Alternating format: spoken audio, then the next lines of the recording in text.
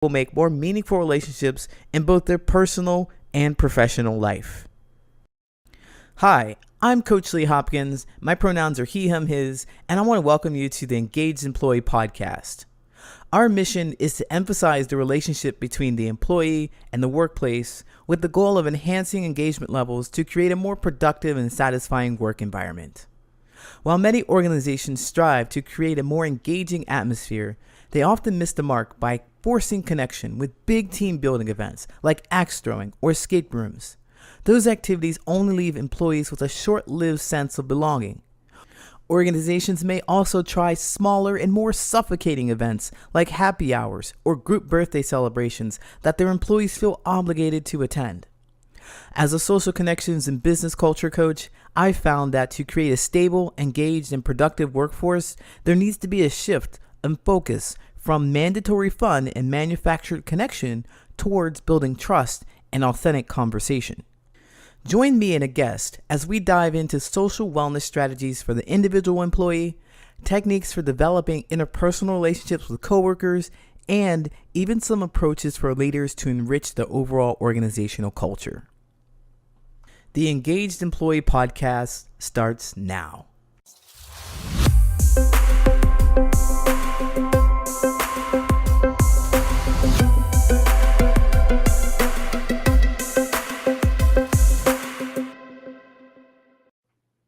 Hi, my name is Coach Lee Hopkins, and my guest today is Laura Ballet. Laura is a sought-after coaching expert in the field of Neuro-Energy, which is a self-aware environment that allows us to move into power seat of choice. As a global ambassador for the transformational empowerment and human awareness, she co-creates with individuals who are willing to grow past their mindset, negative patterns, and outdated habits to create and sustain happiness and well-being. Our conversation will be focused on individual self-care strategies for employees. Laura, welcome to the Engaged Employee Podcast. Hi, Coach Lee. Thank you so much for having me. I'm so glad to have you here. I kind of uh, messed up your introduction a little bit there. I kind of tripped on a few words. So I know I didn't leave anything out, but No. I'm really, really excited to have you here because of the science of empowerment is the big Mm. thing that you really focus on. And when we met, you talked quite a bit about that, about how that helps individuals overcome those mindset pieces. So, can you tell us a little bit about what you do and about how you got into this field? Yeah, thank you. I think right now, so many of us are looking for ways to empower not only ourselves, but the collective environment. And I know I personally am going through this. Everyone I speak to around the globe, whether it's a one-on-one or an interview, or it's a collective group of us, we're always trying to find ways to show up, right, with more vulnerability, more courage, and really creating these kind of sacred circles of communication. And the science of empowerment was just born out of the sheer love of wanting to live a life that is very empowered, resilient, and feeling that I can neutralize a lot of the negativity. And when you neutralize negativity, that movement into a more positive mindset is less challenging. So, really interesting is I was sharing with you before, I just came out of an 8-week beta testing environment that was unbelievable. And a shout out to my friend Laura Katanen of Ziello Studios. I'm a coach for her alongside of everything I do on the science of empowerment. And this is one of the ways as a coach, I personally have empowered my life and the lives of others. I'm always active and collaborating with other mentors and other coaches and other leadership. And I think it's really imperative that organizations learn how to not only ask of their employees something, but they're willing themselves to show up and be a part of the community. Absolutely. We're all individuals. We're all Mhm. individuals and we come together. So we need to take care of ourselves as individuals, need to show each other respect and understanding as individuals. And also, I think it's a very empowering move to be able to, connect with just a single person. That's Mm, how you inspire groups of people, just one single person. So empowering, the empowering piece that I believe is to be vulnerable, being able to open up, being able to share with others. So you shared a little bit about how you got into this. I'm curious about your course. Can you give us a little overview of what it was? Yeah, so two different things, the science of empowerment and the formula that is structured within the book that I've wrote and how I coach my clients is very separate from this beta testing group that I just did. However, it's all from the same desire to really, again, create psychological safety with our clients, even for and within ourselves. And then as we move through these human to human connections, as you said, trust and vulnerability, these are aspects that I'm learning in organizational work are so important. Bringing data and research and materials into an environment is, I think, at its foundation, empowering. But showing one another that we have the ability to step back and listen without assumption, listen without judgment, and really supporting each other and showing up to be that courageous leader. So this 8-week beta program based from ZLO Studio is absolutely phenomenal. It's something that I really enjoyed being a part of, and it helped to show me how important our individual self-care is. So when we are engaged in a community, in a work environment, we're coming in with some of our highest and best intentions. Absolutely. I do believe that we really need to focus on uh how we want things to materialize or manifest, and with your intention. If you're just going out there, where out there anywhere, but you're not focused on what you want to create, you may impact people in ways that you didn't desire, you didn't notice that you were doing that at all because you didn't know what you were looking for or trying to do in the first place, not being intentional about that. So I want to shift a little bit into the workspace and talk about those things about, being in the workspace. We want to focus on the individual care. So what are some of the things that you could recommend for someone who needs to connect better with their employees or coworkers rather, or themselves? Because I think empowerment really starts within. So if Mhm. you could recommend something amazing for my listeners who may want to empower themselves at work. Yeah. Again, I think work is such a unique environment. We're so used to dynamics within our partnerships or family, whatever those may look like nowadays. But when we show up at work, it's, as you said in the video, sometimes it's this forced structure of thinking, of behaving, and of doing. And I really think it would benefit leadership to allow everyone to have the space to express their asks, their vulnerabilities. So I helped a client who's a scientist. She was going through my personal science of empowerment coaching, and she was finding a lot of struggle and a lot of challenges in her work environment. There's about 6 people. And what we started to work through was looking for ways to have an open dialogue, setting time aside within the workday and really beginning to start to feel comfortable in small asks. So that may be one employee is saying to another, I don't necessarily feel heard, and it's not a judgment, but it's an ask. May I have 5 minutes to just express the way I'm thinking about something? And would you be able to hold that receptive space for me? And that other person knowing that that is the cue, right, for our connection to deepen, so that even if I already have maybe some, preconceived judgments, that I am willing at that moment to put all of that aside, to lend a deep and compassionate listening ear to what one of my fellow workers is bringing to me.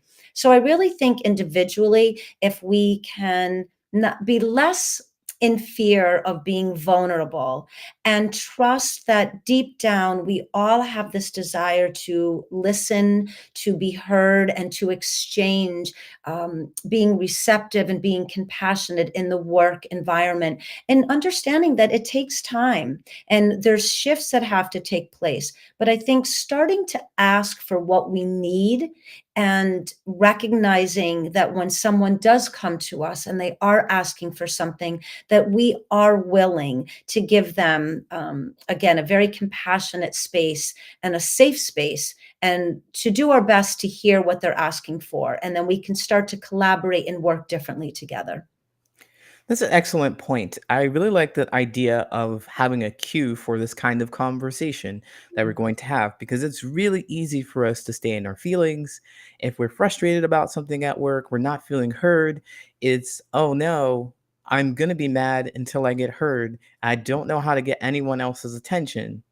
I don't know what to do about this. And they're going to be defensive because I'm frustrated at them. I think it's a really, really important thing. Kind of like when you're trying to get people's attention and they're maybe talking and they're talking to each other. I do something called speed friending where people are all talking to each other, just like speed dating essentially, but we're looking for friends and only friends. And after 5 minutes, I have to grab everybody's attention and get their focus back onto me so that I can deliver information to them. And I know teachers, I got this from teachers because they say, if you can hear me, clap once. If you can hear me, clap twice. So essentially, it's just like that with a cue, the communication cue.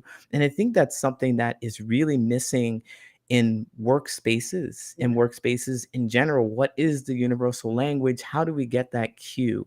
How do we get that? So I wonder if you could share with us. I know you said one cue, but I want to bring everybody's focus already who've been listening to it, who may have missed it, right back to it because I want to ask you for something actionable that an individual can do. And I think maybe some of those cues would be fantastic to share. Yeah. And again, I think this all comes back to showing up, right? Being that courageous leader within, and understanding that we are all going through so many challenges and changes on a daily basis. And when we are in this work environment, whether it's virtual or in person, there's all this energy, right? This mixed energy, these different personalities, and we're all have, again, these preconceived judgments or these assumptions, or we simply just look at someone and we already think we know why they're behaving the way they are or interacting the way they are.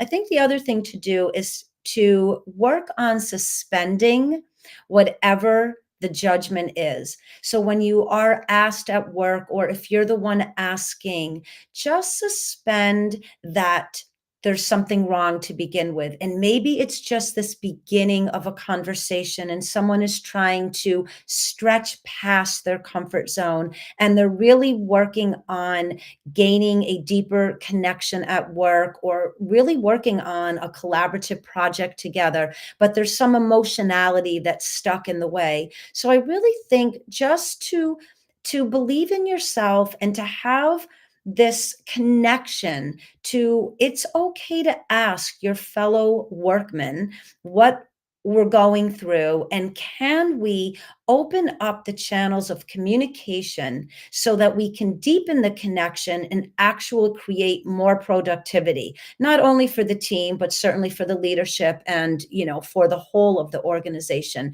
And I really think one of the things I love coaching on is suspending doubt, or suspending the issue or the judgment or the belief or the story. Just kind of push it to the side and show up with that intention of wanting to create something where both of us will find great value. And then together we can even expand that out to the team as a whole. Wow, I love that mindset of being able to come to the table without judgment. Hmm. To really be able to connect with someone and put your preconceived notions to the side, to be curious to explore what this conversation or what this connection could be. I really think that's beautiful. So Thanks. Laura, I really appreciate you coming on and sharing your insight with us. Could you tell us what's new with you and where we can find you? Yeah, thank you. So, of course, the website, www.thescienceofempowerment.com, the book, The Science of Empowerment, we're now out on Amazon. So, we're moving up the charts on that.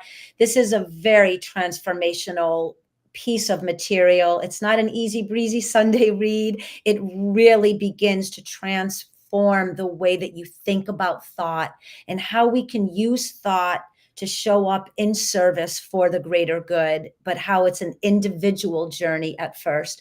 And of course, through my website, there's an area to email if anyone wants to do one-on-one coaching and group coaching. And certainly, I love collaborating. So I love working with other coaches and coming in when they're already doing an event.